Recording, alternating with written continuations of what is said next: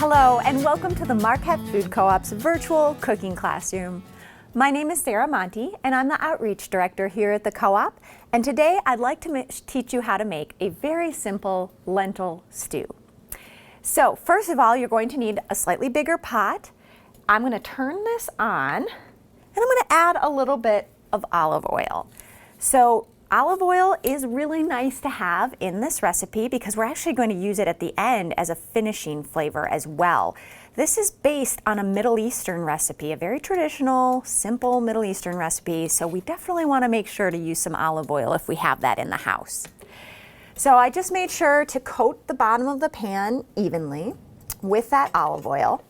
And really all you're going to start with, your main flavor that you're using to build throughout this stew, is some simple chopped onion. So I chopped this ahead. I have many other videos where you can see me chop an onion. If you don't know how to do that, be sure to reference one of these others. For this recipe, we used a yellow onion, but if you have red onion or white onion, that's totally fine. Go ahead and use that. I happen to have yellow onion around, so that's what I'm using. I'm gonna go ahead and dump this into my pot. And you can hear it's ready because there's already a sizzle. And I'm going to turn it down to medium, maybe even medium-low, depending on how hot your stove runs. And then I'm going to give this a stir and make sure all the onions are coated in that olive oil.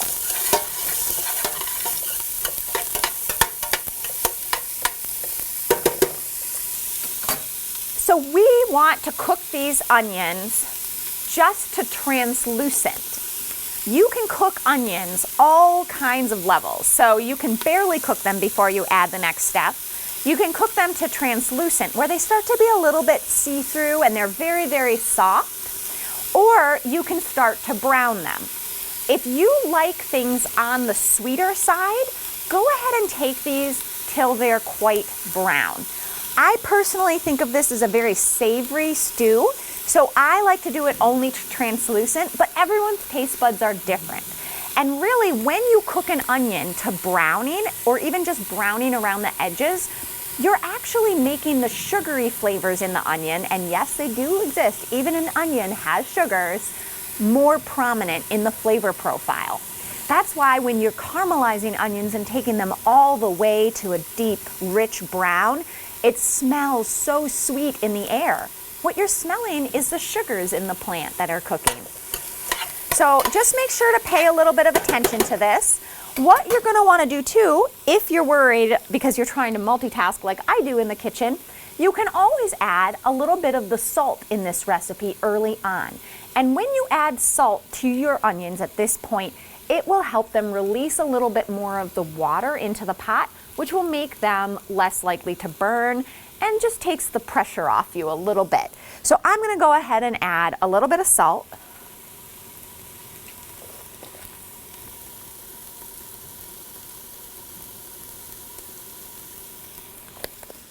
I always like to go easy on the salt. You can always add more later. And then I'll stir that salt in. Now while we wait for these to become translucent, one thing that you can do is make sure that you have stock ready to go. So today I used a paste that I mixed with water. So this is 1 teaspoon of the paste to 1 cup of water, and you get a really flavorful broth. I love it if people make their own broths at home from scratch. If you're ever having any kind of bone-in meat, you can totally make your own broth and keep it in the fridge or the freezer if you're not going to use it for a while. But it can be a lot of work. Maybe that doesn't fit into your life. That's totally fine. But even the paste is a much cheaper way to have broth ready to go at your house than buying those containers of pre-made. Yes, they're great in a pinch. They're very easy. They even come in really small sizes, so when you only need like a half a cup, it's perfect. But this is a really economical way to get lots of broth whenever you need it because it will last forever in your refrigerator, or using a dry bouillon cube will also work. Either way, make your broth now while your onions are cooking so that it's ready to go. Another thing I want to mention while we are waiting for these onions to cook is what kind of lentils we're using. So Today we're going to use red lentils. These are extremely easy to find. You could substitute them with a yellow lentil if you happen to come across those. This recipe is not meant to be used with green or brown lentils. And here's why. They keep their shape when they're cooked. So red lentils and yellow lentils, they completely lose their shape. I know it sounds really unappealing when you say it this way, but basically they get mushy.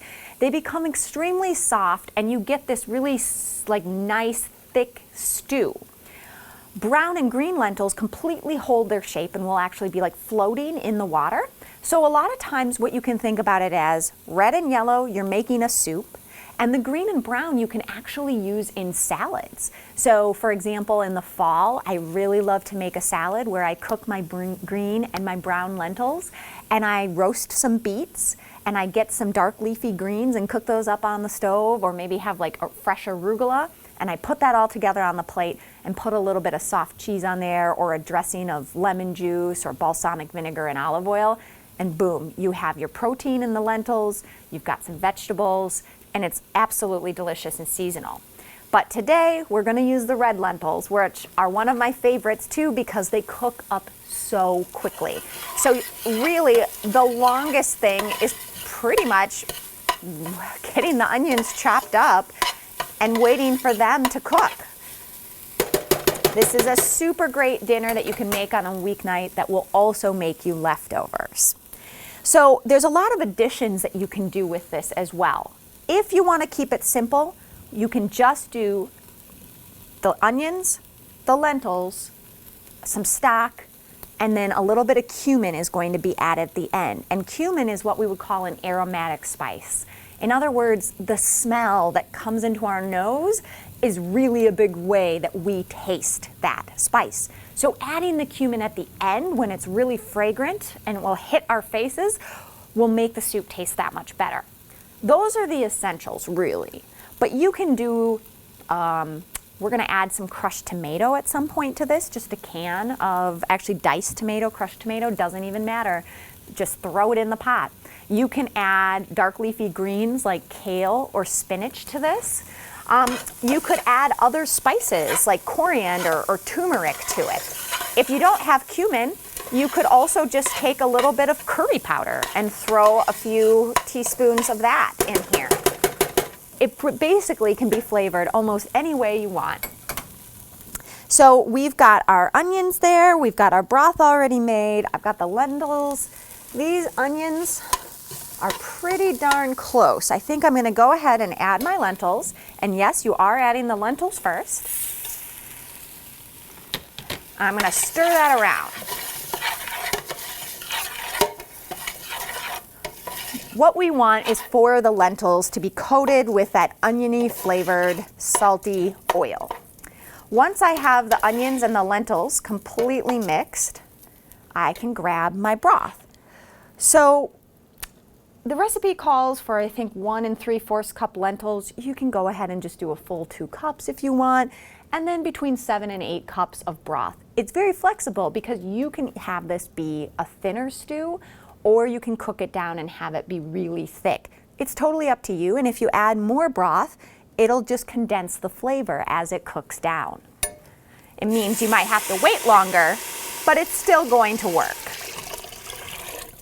So I'm adding my broth, and then I'm going to give that a stir.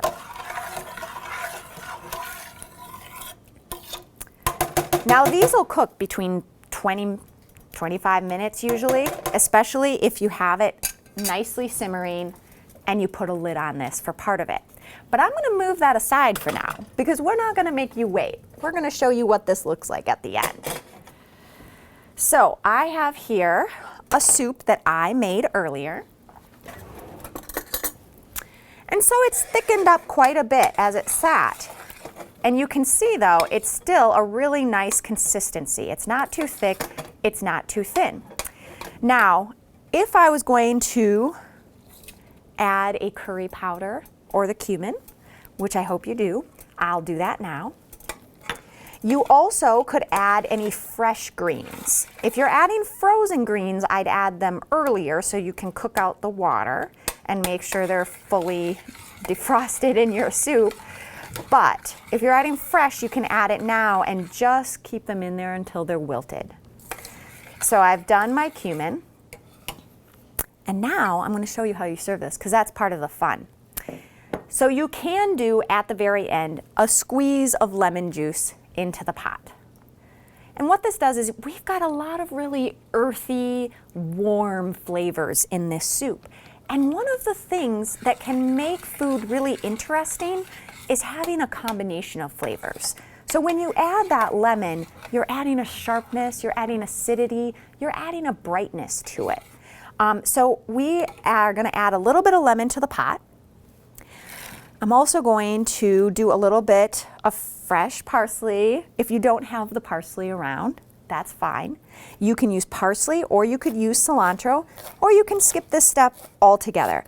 But I'm just getting my fingers out of the way and moving over this parsley.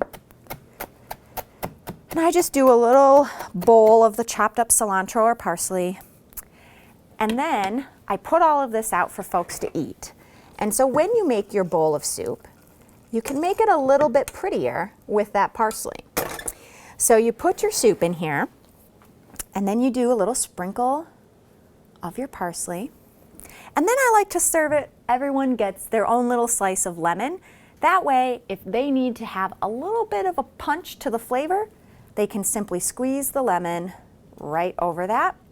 And one other thing you can do to really add oomph to this dish when you serve it is to actually do a little drizzle of extra olive oil on the top. Very traditional Middle Eastern technique for adding flavor at the last minute. It doesn't get any simpler than this, but it is such a satisfying meal. And whenever I have a cool day, I absolutely reach for this soup as a quick and easy dinner that's going to feel so satisfying. Thanks for joining.